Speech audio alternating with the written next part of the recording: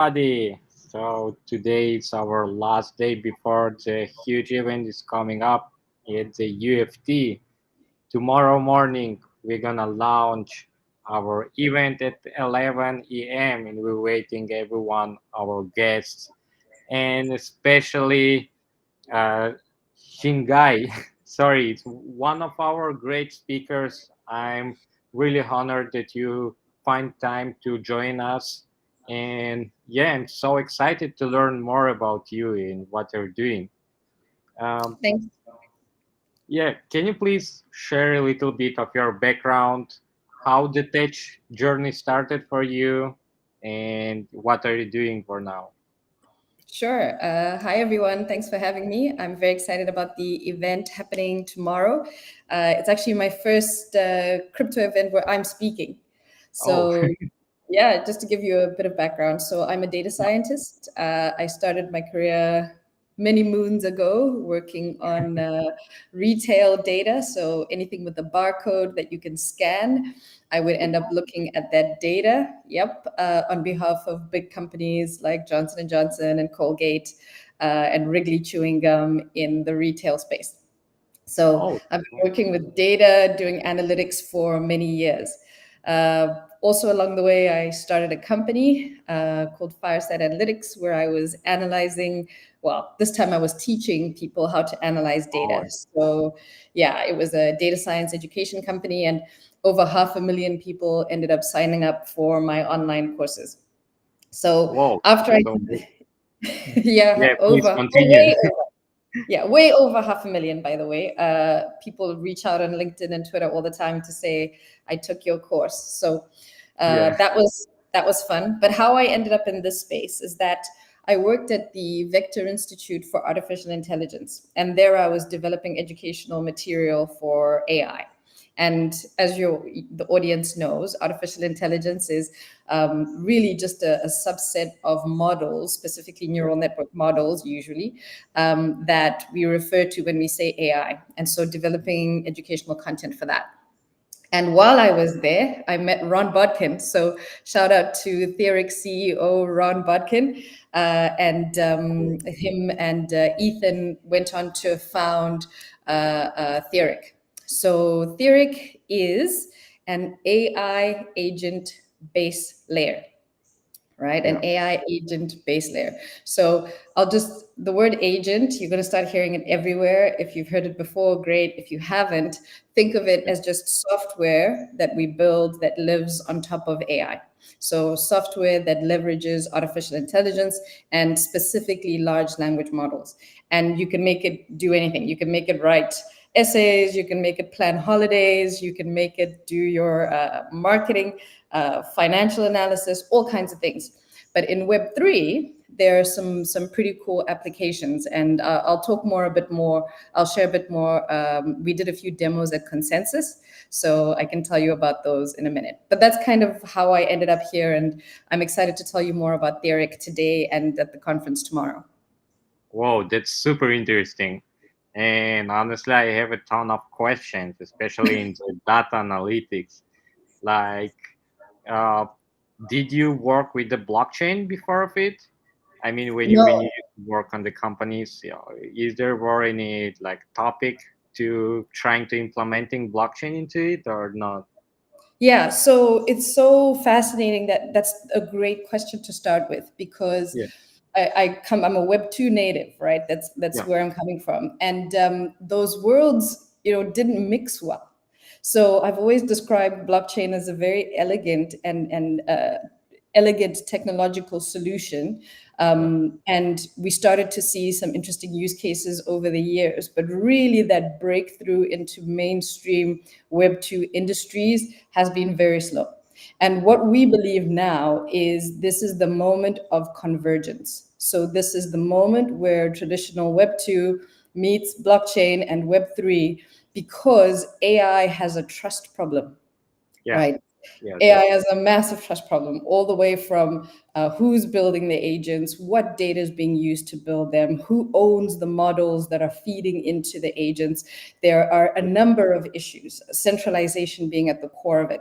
So there's a golden moment right now in my career as someone who has been a Web2 native all along, where I'm now sitting up and saying, hey, we need to talk about blockchain. We need to yeah, invest in technology and understand it and pull it in, because it really is, if the immutability starts, oh yeah, we need that, because for agents we need to be able to tell, what the inputs were, what was the output of the agent, and be able to verify that if somebody pays for the use of an agent's services. So I believe we are in a moment that we call, we say this all the time at Theric, the moment of convergence, because it is where mainstream Web 2 starts to pull in Web 3 technologies and specifically blockchain. yeah. And what's your opinion? The changes will come from the new companies, from startups, or the Web2 gains gonna change those mind, change those vision, and entering into the blockchain? How the Oh, change is gonna come and how the evolution gonna happen? also a brilliant question. Now, here's a little known secret, is that there are many Web2 companies that have already started. So, Visa, and I'll share with you, I'll post the link to the article and I'll tag you in it after the session.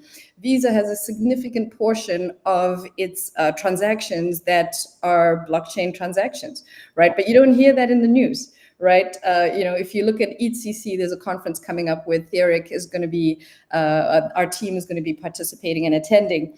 Oh, you have all the big names that are attending that conference. At Consensus, you had everybody. You had, Goldman Sachs. You had members of the U.S. government, very senior members, the IRS.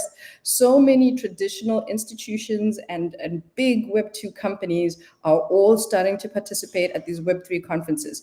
Pay attention. We are at a golden moment where things are shifting. So, to answer your question, it's going to be startups. Absolutely. Theric is one of them, but Yeah. also look out for a massive shift, even coming from traditional industry.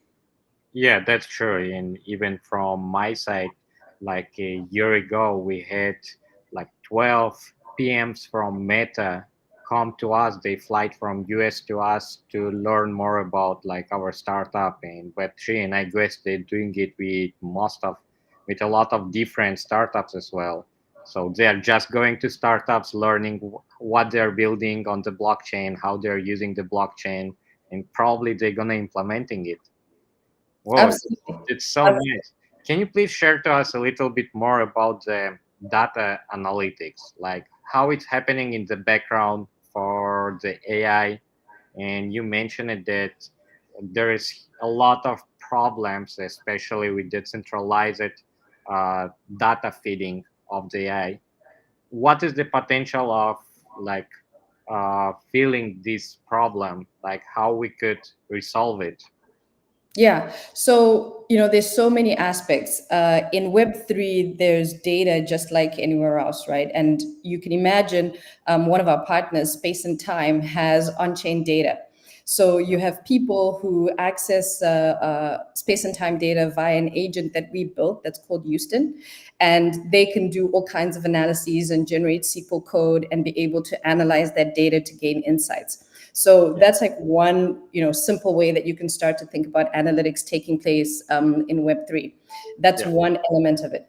But then beyond actual data that's specific to Web3, like on-chain data, if yeah, you're working with any kind of data set, even if you're building like a community agent. So we've built a community agent for a number of our partners, but one that we demoed at Consensus was Eigenlayer, right? So Eigenlayer is a hot topic. Everybody wants to know, how it works and how can you use it.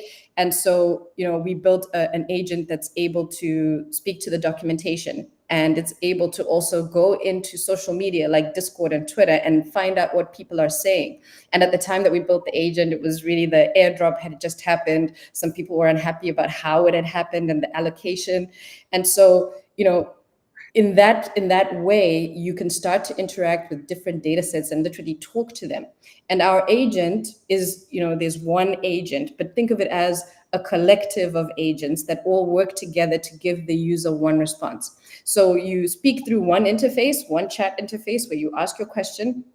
Yeah. How do I build my meme coin portfolio, right? You can Yeah. ask that question. We have another agent that's a meme coin investment planner. And that agent leverages multiple data sources to be able to put together an answer. And for the user, you just get one clean response. But in the underground, if you lift the hood, you see multiple agents collaborating to be able to give you that response. Now, the future is agentic, right? The future is all about these agents. And I've just given you two examples. I've given you, the eigenlayer documentation example or the meme coin investment planner. Yeah. But think about a future where many of the activities that we perform on a daily basis, whether it's booking a meeting, booking a trip, many of the activities that we'll be doing will require agents. Now, how do we manage these agents? Who builds the agent? Where did it come from? Is it a malicious agent? Is it an agent that's trustworthy? In order to manage these agents, if you're able to capture some of the core information about them and how they work and store that on a blockchain, then it makes them more trustworthy. Theoric, the platform and the protocol, also has mechanisms where we can score and rank the participation of agents, right? We have something that we call proof of collaboration and proof of contribution. And that way we have a view of how the agents are working together and what tasks they're performing and if they're doing them well. If you take theoric out of the conversation, if you imagine there's no theoric, we have a number of people all over Web 2, Web 3 building agents, and Yeah. there's nothing to really glue them together and for us to be able to say this is a good agent, this is not a good agent. So that's why we exist. Oh, that's really nice. And for the back end of your solution, do you using the ChatGPT APIs or you build your own languages? Right. So we are not model builders. And Yeah. actually, our platform invites and welcomes developers who have built agents of their own. And Yeah. those agents will be on Theoric. Now, you have the option of working with any model that you want to work with, right? Yeah. ChatGPT and specifically 4 happens to be the most sophisticated one. So if you want to do analytics tasks, for the most part, we're finding that people tend to prefer that because it's just more accurate. But we've also seen really great performance coming out of the open source models. So if you think about, the principles and the values of Web3, where it's decentralization, openness, then you should be able to select what model you want to work with, right? Yeah. And as we build our platform, that's the view, that if you choose to work with an agent, at some point you'll be able to select which model you use to work with the agent. Yeah. And you mentioned that you launch an airdrop and give the allocation. Can you unlock it a little bit more? Yeah, is it you launch some token based on the agent, or how does it work? No, no, no. So I was describing Oh, eigenlayers just a specific. case. Yeah. So Yeah, that's yeah, yeah. So Theoric, watch the space. Will announce well in advance when the time comes to do that. We have not done an airdrop, and so yeah. watch our channels, join the community, and stay in touch with us. And that's how you're going to learn when we get to that point in our progress. Wow, that's super excited. And can you please unlock a little bit more? Sorry, I'm going about around of this topic, but because it's so interesting.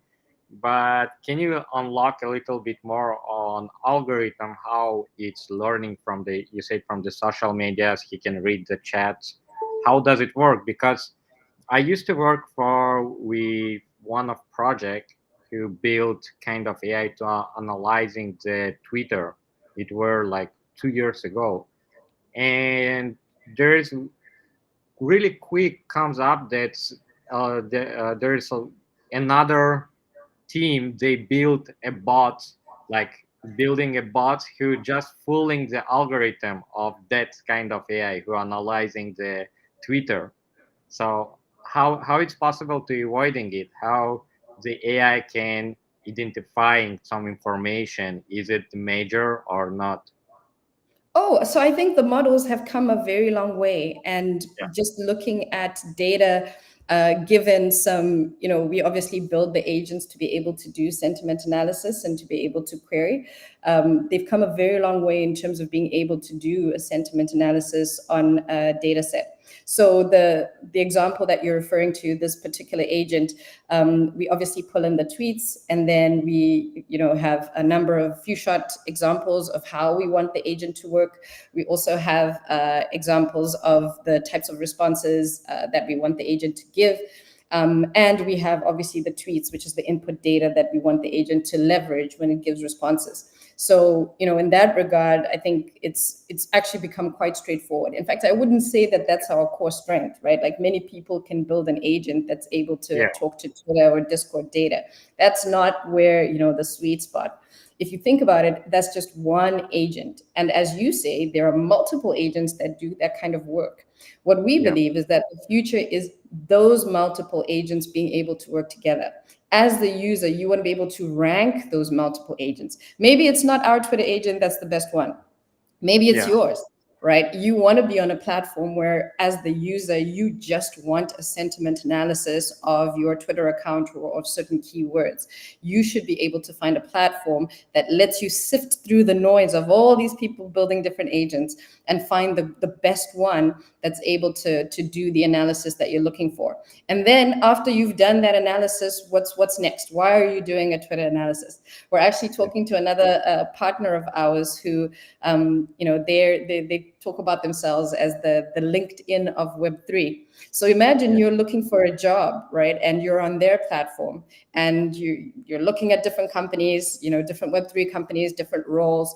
You can go and do a sentiment analysis for all of those different companies, and then that'll help you make your decision, because you can see what the community is saying about this company before you accept a job there. So it's not just one activity, right? A Twitter Yeah. bot or a sentiment bot is one thing, but you always want to do a sentiment analysis, and then you want to couple it with another thing. You're applying for jobs, so you want to check specific companies. And then after you agree and you think, wow, this is a positive sentiment for this company, let me put in an application. That's another agent. And you want to be able to do that all together in a seamless interface. And that's Theoric. Yeah. Oh, that's so cool. But And I'm telling how you does too it work? much. How do you connecting all of these models? Like That's how you can use? well, if I tell you that, then I have to kill you. But I can show you. So tomorrow, those of you who are coming to the workshop, I'm actually planning to demo Theoric, and you can see different Whoa, agents it's so good. interacting and giving the user a seamless response. Whoa, that's really cool. Like especially for students and like people who just graduate, it's gonna be so useful. It's so nice. And back to the data analytics. Can you please share a little bit more how the data science has changed for the last 5 years, let's say? And we knew that until now, most of the Web2 applications, many like people and media's blaming on them on the data leak and how to avoiding the data leaks and what has changed on the data analyzing during this time. Oh, that's a great question. And look, I won't give you the whole history, but I'll tell you about the history in my career, right? And Yeah, so I started this work in about 2007. And in yeah, 2007, nobody talked about AI.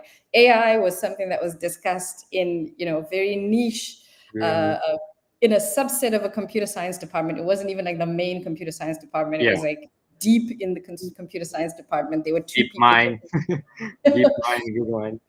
Exactly. So, Yeah, that's one immediate change, is that the terminology and the language that we use has changed. So we were yeah, calling it analysis, analytics. The job titles were analyst, right? yeah, And then now we have the job title, something like data scientist. The hardware has changed. So before, when I started my career, we had a server yeah, and a server room, and we had to keep that room cool, and it was a big part of our budget, our operating expense, yeah, to be able to make sure that the server room is cool.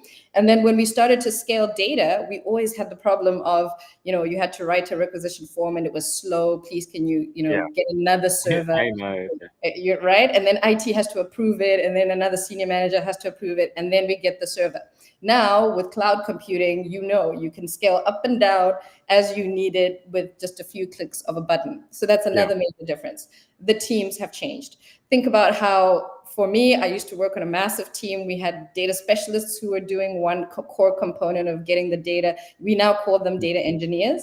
You had a team of front-facing analysts who'd speak to clients about the data and generate the reports. Many of those things have been compressed and automated.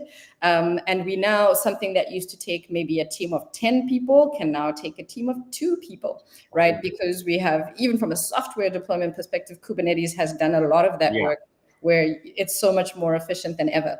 And so couple those things together, right? The software has changed. The types of models have changed. So we used to do these baseline versus incremental charts in retail to try and see, has a promotion worked?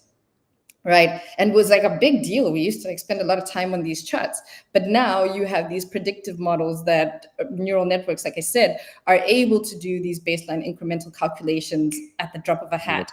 And more than that, they're more accurate than they've ever been. If you plan to run a promotion on your toothpaste, right, you can come up with some very accurate predictions of how your promotion is going to go and your different pricing strategies, not to mention dynamic pricing that we now have. So there's so many changes that have happened in the industry, from the models that we use, the tools, the teams, the hardware. So many things have changed over time. Just what has remained the same is really why we're doing it, right?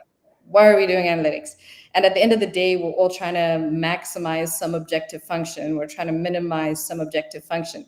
So, what these agents will bring for us is that for a lot of these things that take time, they're going to reduce time for us. If time is a factor in among the things that we do, and want to do something in the minimum amount of time, and it's still the same quality or better quality, then we will move to this agentic world. The economics of it are too compelling to be able to make things more efficient, run faster, and make things of higher quality.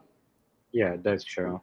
And can you please share a little bit more on how AI could helping to analyzing the data? Yeah. So, I mean, I started to share a bit about the types of models they are more sophisticated than ever. And AI lets us, analyze data pretty much simpler, better, faster than we ever could, with better predictions. So think of how people used to do, stock market, portfolio analysis, any kind of prediction work, any kind of trend analysis, those types of analyses. With AI and without AI, very different. If I give you the option and I say, okay, you give me some money to invest on your behalf, right? And then I say, on the one hand, I'm going to use AI. On the other hand, I'm going to get a really good analyst, and they're going to use their gut feeling and all the education that they have. Right now, today, you should probably bet on the AI, because it's the level of computation that is able to do, the speed of execution of trades, all of those things are really quite fast. Just based on this conversation, on Saturday, I'll show you the meme coin investment planner. It's also able to leverage, social data. So before, you could have just been looking at transactions, but now you're able to pull in transactions and sentiment. And obviously, with meme coins, it's I won't give you a percentage, but it's a lot about sentiment, right? So you're now leveraging these two data sets, which before a traditional analyst would have had, it would have taken them ages to be able to do that, right? So that's how AI is impacting analysis and data analytics and how we process data in today versus before. Wow, it's changing a lot, the market, and I think everything, the data analytic sciences is going to be changed by the AI. All right, Yeah. can you please unlock a little bit about data on blockchain? How the blockchain going to affect on it, and what's, maybe there is some tool, some solution that you're already using in your company based on the blockchain? Yeah, so I mentioned space and time. We're actually literally today we were looking at space and time space and time data again, on-chain data, specifically for Polygon. There was a client that was looking into a particular use case, and you can, again, we leverage that data in the agents, and I'll show you that on Saturday and how we do it. Yeah. That data is now accessible because of platforms like Space and Time. So for Yeah. anyone who's not using a platform like Space and Time, you can get there, and it's public data. But you might have to do some wrangling. You might have to go through a number of interfaces before you get it. But if you are able to leverage an interface like Houston, you can ask a question in natural language, and ask a question about a specific wallet address and be Yeah. able to get the response. Without SQL skills, right? Because that's another thing, is before you had to be very sophisticated yourself in order to get those answers. But now interacting with a chatbot, you can ask questions and be able to get quite a sophisticated answer where text to SQL Yeah. happens after your input, and then the SQL generation runs the queries on that blockchain data through Space and Time, and then you get your natural language response to be able to continue with it, with whatever activities you were doing. So in that regard, we are now able to access blockchain data simpler, better, faster. And it's now available to the average user, whereas before you had to be quite a sophisticated user. Yeah. And how is about the scalability? Like, or I want to put in like another question first. Is the blockchain future of internet or only the financial sector, from your opinion? So I think it has to be the future of the internet. I Oh, know, I know, I know. And this is what, so people who know me from before, right? I've always yeah. had like a Twitter following and a LinkedIn following, etc. They're like, Shingai, why are you into this blockchain stuff now? Like, why are you talking about this crypto stuff now? Because they don't, most people don't know, right? And They don't know how data is working. Yeah, that's they don't know. And so for me, the reason I say that, it's because of the incentives of the internet, right? As long yeah, as we have this click economy and this attention economy where a few powerful organizations, Microsoft, Google, OpenAI, control the data flows and the yeah, economics of the internet, then I don't know about you, but I struggle with that being it. I struggle with that yeah, being the future of our internet, right? The idea of consensus governance is incredible. It's a really powerful concept, right? And we need that more and more. So rather than a handful of billionaires who control the internet, who yeah. control where the money flows and the incentives, and the rest of us are just sort of, we're just here trying to participate and make money and work. I do think the internet has to change.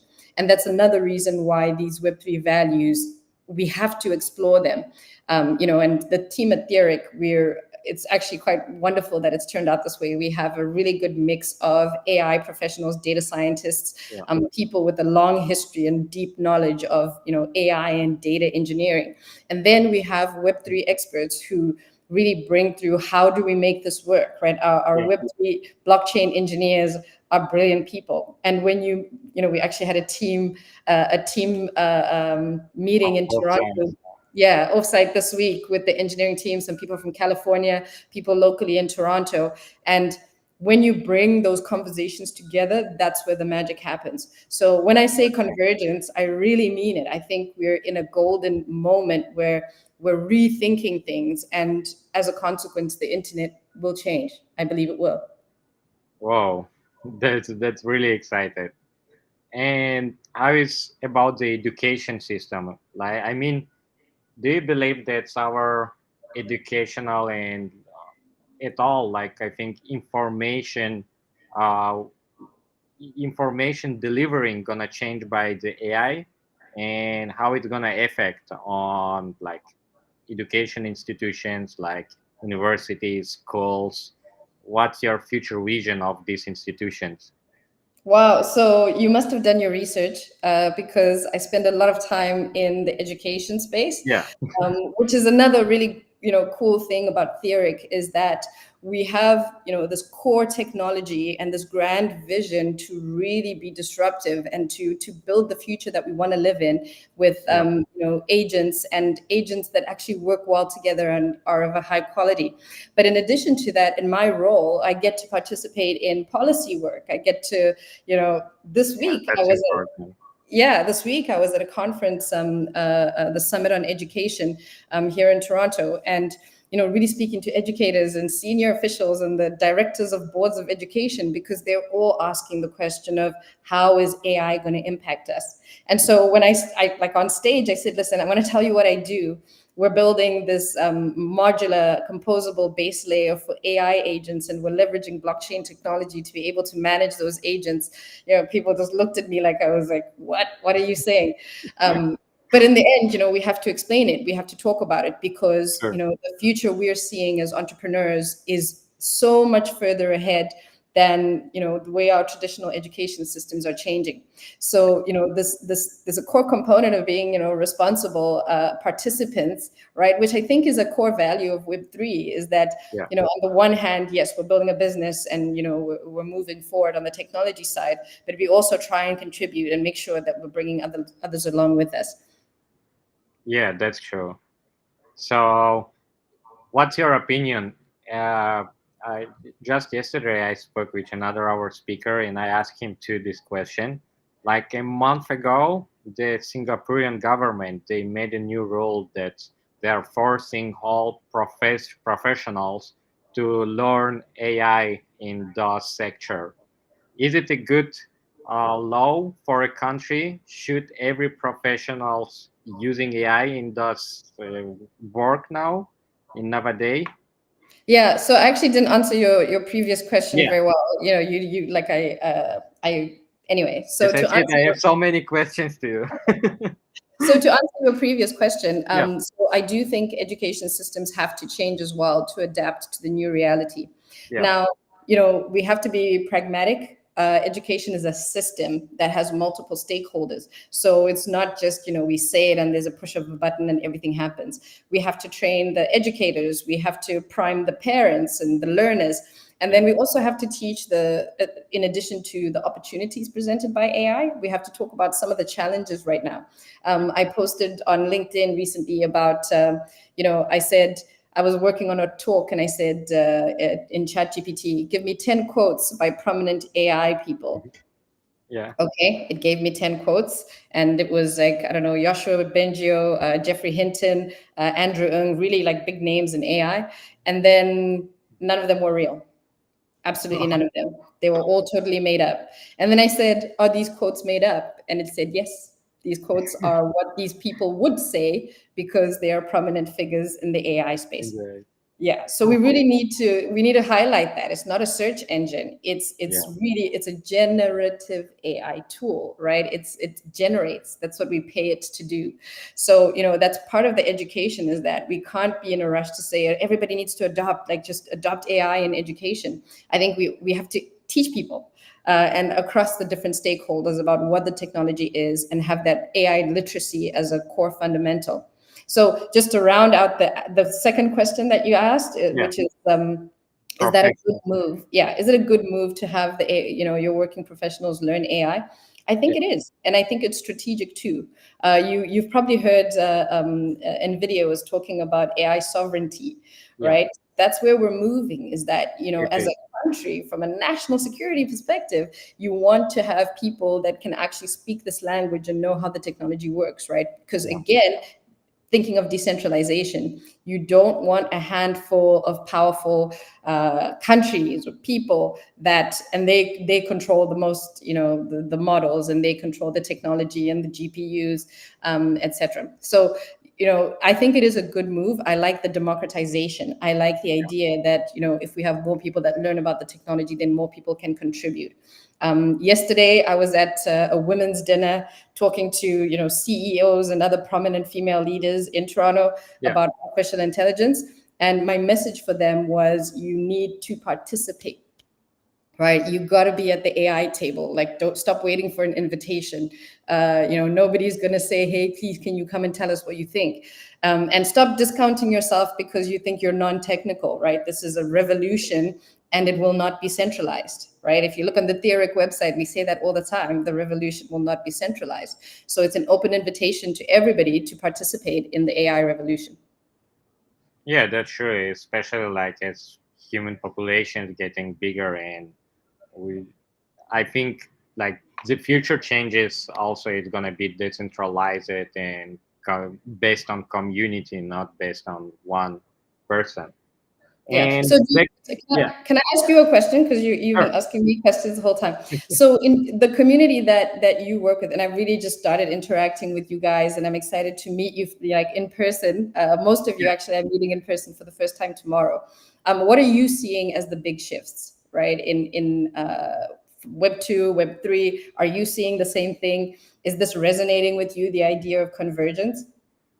Yeah, of course. For my side, I think I have the vision of the technological future, digital future, as like most of futuristic people. And I want to be, from my side, I want to be one of the first who releasing it.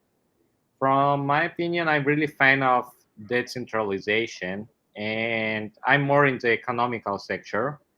And I'm seeing that the money machine is gonna change a lot. We don't. So I'm seeing the money as the glue for society, which is like we are counting now, like how much you have, how much you can spend, and future on, I think it's going to be, it will gone from the people's mind. But in term of using AI, honestly, it's a huge question for me because everything is changing so rapidly. It's really hard to predict anything. And one of the huge question which I have in my head is the scalability of the blockchain. I'm totally agree with you that the future of the internet it should be on the blockchain, and not only me. Like even if you listen for Vitalik Buterin, for example, he I think like few months ago or 3 months ago he used to explaining how blockchain in Ethereum could be implemented into the social medias, for example. Like it's you like write some message, it's hashing it, sending to the network, and just like there is supposed to be some machine, like virtual machine, who is like could reading the hashes. But for yeah, for me, the data science and data analytic, it's a dark forest. I'm not too sure. I'm not too into it. I'm more in the economical side, and I'm believing in the microtransactions future on, which is just happening like all the time, like even when you sleep, everything you getting your salary all the time, you spending the money all the time, and it's becoming more necessary to live in society. It's not like your choose, and if you're taking the money as the glue of society, is something that you necessarily should have if you're living like in big cities or in any like huge population country. And yeah, 2 point which brings me into the blockchain from a long time ago. uh, First, it's decentralization. I'm seeing it like one of the big resolving a lot of problems in the economy. And secondary, it's the microtransactions, which is also going to resolve huge problems with inflation and the crises which is happening time by time. And yeah, this on what I'm working and what I'm seeing for the future. Somebody I was talking to was saying that actually this is just an evolution of mobile transactions. Yeah. If we have mobile transactions, then we're already on our way to using the blockchain. In terms of the user experience, they won't feel a massive lift or a massive difference because that we've kind of already socialized the idea that that's how you will transact. So I liked that. I thought that was quite profound. And like I Yeah. said, if like companies like Visa already, so many of their transactions are happening via tokens, that already tells you that the world is moving in that direction. Visa, Mastercard, they have I think the most of patents on the blockchain, and they doing it since like 5 or 10 years ago, I guess. And from the time when they were blaming the cryptocurrencies, but at the same time they were patenting different technology, different solutions in the blockchain space. Yeah, for economy sector, I'm already not only me. I think everyone is pretty sure that the blockchain gonna be the good solution, at least for cross-bordering transactions, for direct transactions, and there is a lot of different problems with the digital money like PayPal or other Web2 digital funds, which is blockchain gonna resolve. But to using it for the internet, there is still a lot of questions about the scalability. If you're taking, for example, even the Ethereum blockchain, it's Mhm. still laying on the data centers, like if you know, like 30 percentage of all Ethereum nodes it runs on EVS, like the Amazon servers. Yeah. So if they're gonna shut it down, the Ethereum blockchain like probably gonna shut it down. And the only decentralized blockchain that we have is the Bitcoin. And the Bitcoin network, it's also, so it can handle all the internet for now. It even can handle all his own transactions. And that's a big question, how we can resolve the scalability on the blockchain. Yep, that remains a question. And it's Your not just that. about the What was that? scalability, like how we can scaling the blockchain to be able to handle all the internet. That I would defer that question to our own engineering team, and I might be able to get you a quote after the session to come back to that. I Yeah, think everything starts with decisions, right? As more yeah, and more people start to see this as a priority, and there's even political will, then we start to invest, and we invest in the scaling. That's all that means, right? And yeah, as you say, the world is changing so quickly that I do see this potentially disruption where a completely unexpected player comes in, yeah, and helps to supercharge the decentralization. So it's not my area. I would be hesitant to give you a definitive answer, but I do see potential, and I don't think I don't think it's a blocker that makes the change insurmountable. But just on the same subject, beyond the scalability, I do think there are other challenges with blockchain. It's expensive yeah, to write data, to read data, and that also needs to change. Right? It's not a database. Right? yeah, So if you wanted to capture all the activity, every single activity that an agent does, that's not blockchain is probably not the best solution for that right now. So we have yeah. to think about what how do we get over those types of blockers if we want to capture more information? How do we do it more efficiently on the blockchain? Yeah, that's true. Honestly, I didn't think about it. It's expensive, but yeah, that's definitely, if you're talking about like all the datas that we are like exchanging to each other all the time on the blockchain, even on the cheapest like Solana or Ton blockchain, it's still expensive. And Especially if you're like building a platform that leverages the blockchain, and the kind of usage that we predict, and what people will do with agents, and how yeah, many people will be leveraging agents. If you really want to like roll it out and do a simulation into the future, then that becomes a very serious consideration. yeah. All right, let me ask you a few more questions, please. Okay, so Your then a couple of opinion, more questions. AI is dangerous for humanity? Like, it's powerful, and therefore it can be dangerous for sure, right? It's Yeah, powerful, therefore it can be dangerous. Absolutely. Somebody was saying it's like a go-kart, yeah, right? It's fun and it's interesting and it's a vehicle and it's useful, but if you disrespect it, it can kill you, yeah, right? So I think anything with power needs to be treated with the due respect. And then, as much as we want freedom and accessibility and transparency, you also want to make sure that you have some guardrails, right? So, and that's where staking becomes, and that's a Web3 concept, the idea of staking, where, if you post an agent that's malicious, that's capturing people's data, that's misusing people's data, or that's not doing what it says it does, then that ability to be able to keep people accountable makes it so that your agent, there are guardrails around the use of your agent, right? So that's how we can make AI more trustworthy. That's how we can make AI safe, because you have community governance, you have people have skin in the game with staking, right? It's not just a like or a dislike kind of button. It's actually that if you believe this is a good agent and it can be used well, then you can have that mechanism to almost control it, while keeping it transparent, while keeping it accessible and decentralized. Oh, that's cool. So you mean like kind of DAOs can be solution to make AI safer for humanity? Absolutely, absolutely, right? Because Yeah, it's this, when you put out, even if you think of something like ChatGPT, right? They put it yeah, out into the world, and said, we'll see what happens, whether it works, whether it doesn't work. So that's a risk.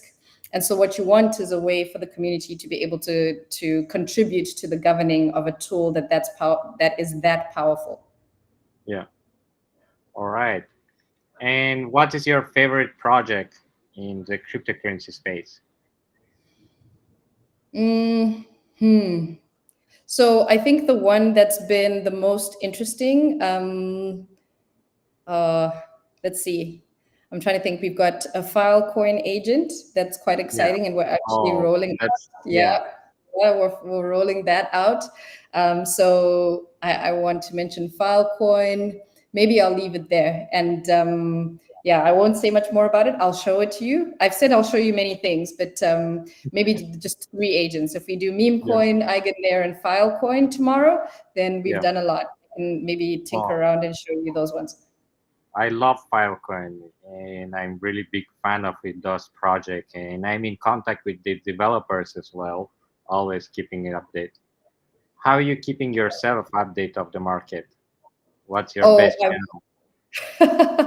I'm reading. I'm reading. I'm on the socials. To be honest, I find X, Twitter, a really great resource. Yeah, Some people are watching, like, I don't know, whatever people do. I'm consuming media, and it's such a fluid part of my. I don't think of it as work, yeah, as I'm learning about it. And then I've just gone through this period where I'm learning more about Web3, and you have to really commit yourself to learning, because there's a lot to learn. So taking in content, finding prominent people that are reliable and credible. And one of the things I did was I just went to our blockchain developers and I said, hey, tell me what I need to read. Tell me yeah. what I need to That, learn. that's Who do I that's need a to good point. Yeah. follow? Yeah, what newsletter do I need to be tracking? And that's been a really good way of me to just immerse myself in the content. And that's a good way for me to learn and stay up to date. All right.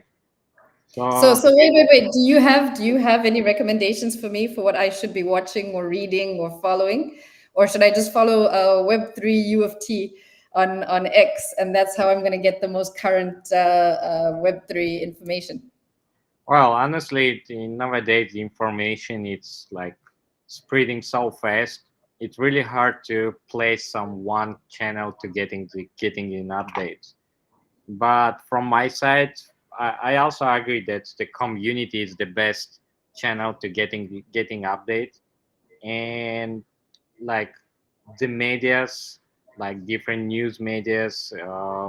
But you have to like watching them like on the scripts, not exactly what they're like trying to show you to understand how does it works.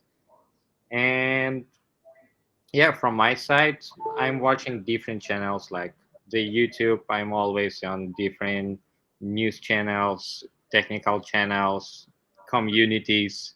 I like to like uh, combining and eating information from different sources and like somehow releasing it and understand it in my way as I as I understood.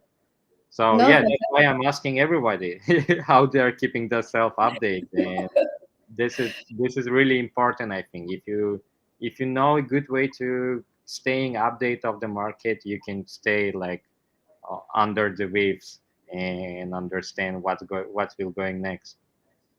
fantastic. Thanks. All right, Shangya, can you please unlock a little bit more about your speech on tomorrow's event?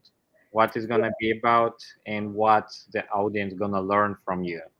Yeah, so tomorrow the goal is to really take you through our journey as a team, as a company, Derek, Yeah. and how we've come to this platform that we're building and what's involved and what the platform is and how it works, the things that we think are important, and really some of the values that drive what we're building. So it's really some storytelling about our own journey of how we ended up here. And then I've got the demos lined up. We said Filecoin, Eigenlayer, and meme coins. So we'll also go through a couple of demos in the session tomorrow. So it's a masterclass, and I think there's going to be an opportunity to do roundtables and that sort of thing. So I'll stick around and see if there are any questions. But that's the plan for tomorrow. So anybody who's in the Toronto area, please join us and learn more about what we're doing at Derek. Whoa, I'm so excited. Thank you so much, Shingai. Again, I'm inviting everybody who listening us now, who gonna listen our records later on. Tomorrow, already gonna happen the masterclass at University of Toronto. It's the heart of campus, heart house. We are inviting everyone, and yeah, I forget to mentioning we are actually running a contest right now. We are giving away a ticket to upcoming Collision conference, which is quite huge. Gonna happen after 2 days, I think. And yeah, all that you have to do is join us for tomorrow's event, and we're gonna choose the winner during the event. Yeah, I'm Inviting doing a everybody. keynote. Yeah, I'm Yeah, doing a keynote at Collision, so I hope I see you on the 19th. sure. If you're coming and you win the ticket, please come to my talk. And then we also have a booth. We'll have some fantastic giveaways at the Whoa. Theoric booth at Collision. So that's a great competition. And yeah, come and stand a chance to win the ticket. Oh, I gonna be there. Thank you so much, Shingai. I'm really glad that having you today. And yeah, see you tomorrow. Have a nice Excellent. have a nice weekends and good evening, of course. Thank you. Thank you very much. Thank you. Bye.